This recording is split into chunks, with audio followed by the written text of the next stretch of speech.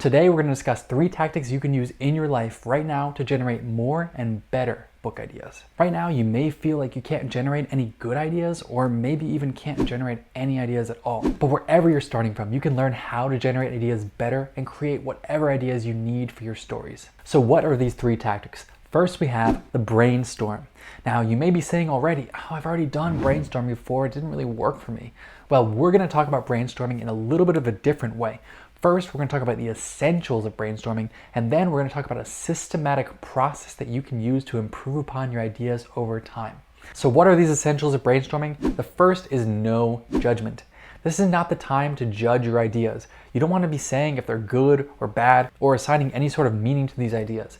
Turn off your internal editor and just get ideas down. If you're judging your ideas during brainstorming, you will be suppressing your creativity drastically. The second fundamental is to write everything down. This goes hand in hand with the first. Do not judge your ideas, just get everything from your brain right to the page. If you think it, write it. Third, make sure you're moving quickly. We don't want to be like, oh, what is the perfect idea? No, we're going and getting everything down. We're just writing, and our brain will fill in the blanks. So now that we've taken care of the fundamental essentials, how are we going to use this brainstorming in our life? First, we want to be using this brainstorming every single day and set a goal for the minimum amount of ideas that you're going to generate every day. Until that's done, your brainstorming session is not over. So why is this important to do every day like this? First, not all of your ideas are going to be good. Remember, we're just throwing these ideas straight from our brain onto the page, but we will get some good ideas every day. And by doing this day after day after day, we'll be able to collect good ideas. And the second reason why it's important to do this every day is to develop the skills of brainstorming. Remember those fundamentals we talked about? Well, those things don't just come naturally. You need to work on them over time. And by doing this every day, we'll be making great progress toward that end. So now that we've generated our ideas list for the day, what do we do with these ideas? You're going to read through the list of ideas you generated for the day, and you're going to bold the good ones. And on Sunday, after you've done this process for 6 whole days, you're going to go through all of the bolded ideas, and you're going to pick your favorite one. Then you're going to use that as the seed for your idea generation for that day. So what does that really mean? Well, you're going to try to improve on this idea. Maybe your prompt or whatever you're using for the day would be something like, how can I make this idea even better? Or how can I change it to make it even more interesting? And another note is that if you've done this for a while already and you have a lot of these good ideas saved up, what you can do is, instead of just waiting till Sunday, you can just do this every single day with one of your good ideas and really improve on each one of them and make better ideas. And by doing this over time, you'll be refining your ideas from, a raw form that you think is good into real gems that excite you to write about. And a note about this process is to alternate your themes.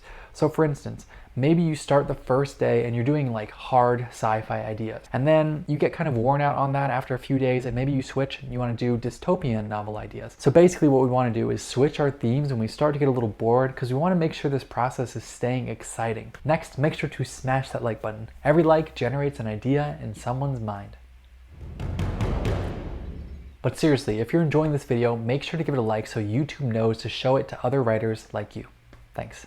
Now the next tactic is not strictly a brainstorming tactic, but I felt like the video wouldn't be complete unless I talked about this. And this is capturing your ideas as you get them naturally. Sometimes our problem is not that we don't get any ideas, it's that we don't remember them. These are those ideas we get when we're sleeping, when we're in the shower. We say we're going to come back to it later, but then when later comes, we don't even remember what it was. So what we're going to do is that when you get one of these ideas, you're going to make sure you're writing it down. If you're in some sort of situation where you can't write it down, like maybe you're driving or you're in the shower right now, well, then what you can do is you can start thinking about the idea, like ruminating on it, trying to figure out how to make it even better. And by thinking about this idea thoroughly, you're going to make it easier to remember so that when you get out of the shower or when you stop driving, you can actually write it down. This is more of a long-term process, but it's still a good way to build up that pool of ideas over time. And the last tactic is to put your subconscious to work. If you don't know a lot about the brain yet, basically the conscious mind, the part that we think of as us, that part that is rational, that's a relatively new addition.